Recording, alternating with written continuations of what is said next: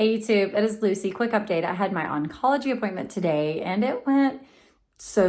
I was hoping to get a lot more information than what I did. I wasn't too pleased with that. He was all right. And it didn't start off on the best note, but it definitely wasn't bad either. I had some questions about breastfeeding, like if you had to stop breastfeeding before doing the radioactive treatment, how long before, if I would be able to nurse afterwards. And I had a general idea because I've asked my other doctors, I've, looked at Facebook groups, I've heard from some of y'all and your experiences. And so I had a little tiny bit of base knowledge, but I always like to go into appointments and pretend like I know literally nothing and see what they say, because it, sometimes it brings up other questions. And at the end of the day, I really don't know anything anyways. He told me was not what everybody else had said. He's a doctor. Everybody else isn't. It seems like a lot of the issues that I'm having with these doctors are not breastfeeding knowledgeable. And even with my MRI I'm doing on Thursday, it is with contrast. I'm doing an MRI for my brain and MRI for my lumbar. It's the same contrast, and it starts with the D.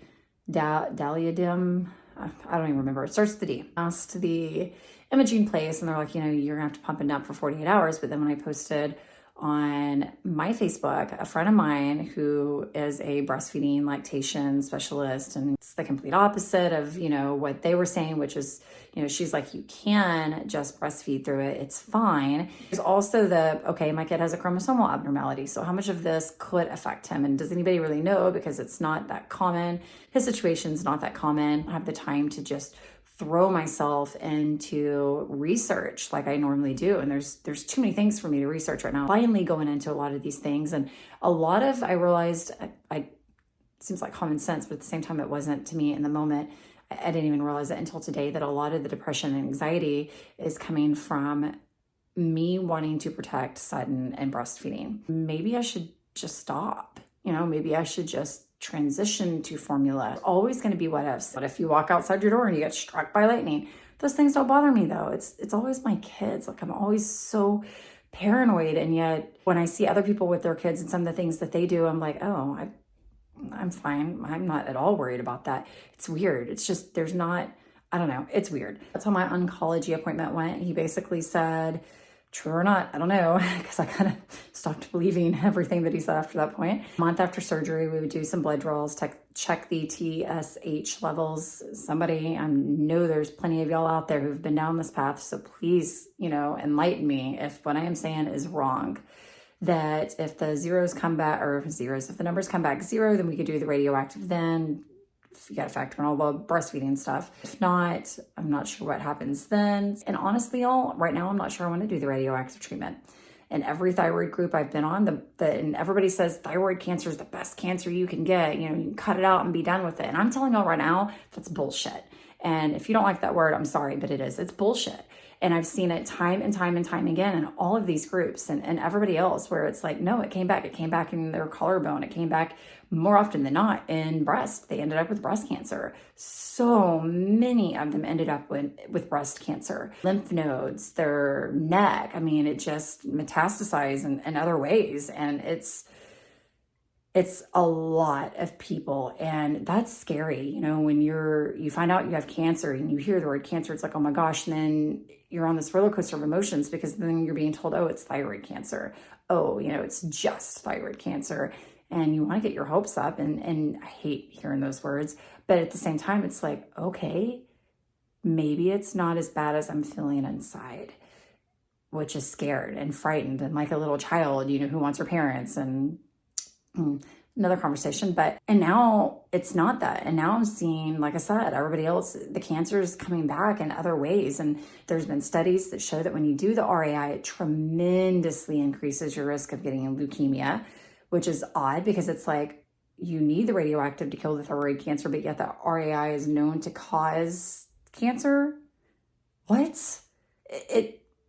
It's frustrating. It's frustrating not knowing what lies ahead with my life. I don't know how much of y'all know this, but my biggest fear has always been death. My grandfather died when I was at a young age. I was little, and he was younger, but I was little. I would set my alarm for like 2-3 o'clock in the morning, and I'd wake up to make sure I was still alive. Find the fault in that? Yeah, little kid.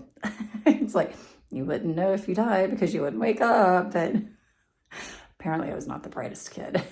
Positive if that's how my grandfather died, but for whatever the reason, that was my fear, and it was associated with him passing. So death has always been huge for me because it's eternity. And yes, I'm religious. I do find comfort in my religion. I would be completely lying if I said, but I'm still not petrified. Like, I go into full-blown panic attacks when I actually think about, like right now, it's words coming out of my mouth. But if I actually stopped to think about the words that are coming out of my mouth, I would have a full-blown panic attack. I was thinking about eternity and not being there for my kids and not...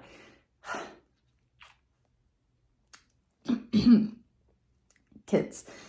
My feelings are always about my kids. So it's scary when you think about that. And then I think about, like, you know, what if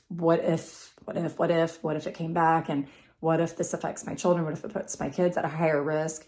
Could all these years, though, on the flip side, could all these years that I've been breastfeeding, it's over a decade, you know, could this help me in the breast cancer front? I've told Joel, you know, I hate going to these appointments alone. My emotions, and it's not realistic that he can come with me. We have kids. And then I had a friend who was supposed to come with me to the female endocrinology appointment, the surgeon appointment. And she told me today that her daughter tested positive for COVID and she's not feeling good. And so she can't come with me on Friday, and Joel can't come with me, and back to feeling alone. And hoping tomorrow is a better day. I did go to Target tonight. Jason had some money that she wanted to go her money, and I saw a shirt kind of like what I have on right now, except for I think it says choose happy. I saw it and it really resonated with me. It's like, okay, you know what? I'm in control of how I feel. I think it was a really nice reminder. Choose happy, you know, choose the happy thoughts over the sad thought. That goes back to my religion. Like, I feel like you've got, you know, God on one shoulder and the devil on the other side. And right now that devil is winning. He's winning the battles in my brain. And you've always got the option to be happy or to be sad. Sadness has been winning a lot lately. And it's time for me to choose that happiness. And normally I can always find the light in the dark, even when I probably shouldn't. I can. And I've lost a lot of that, and I hate that. I feel like my light is dimming. I bought that $15 pullover. Felt a little bit guilty in spending that money, knowing that Joel's about to be off work for 2 weeks. But I bought it, and I'm going to wear it tomorrow. And I'm going to choose happy. And I'm going to find every negative thought that enters my brain. I am going to do my best to rewire it and to find a happy thought to replace it, and to find a good in whatever that bad situation is. And that's going to be, I'm going to have to constantly remind myself of this, but that is my new goal, especially with these appointments tomorrow, is to choose happy. I have my EEG and my swallow study tomorrow. And to choose happy, and then I will update y'all after that. Until next time, see y'all later. Bye, YouTube.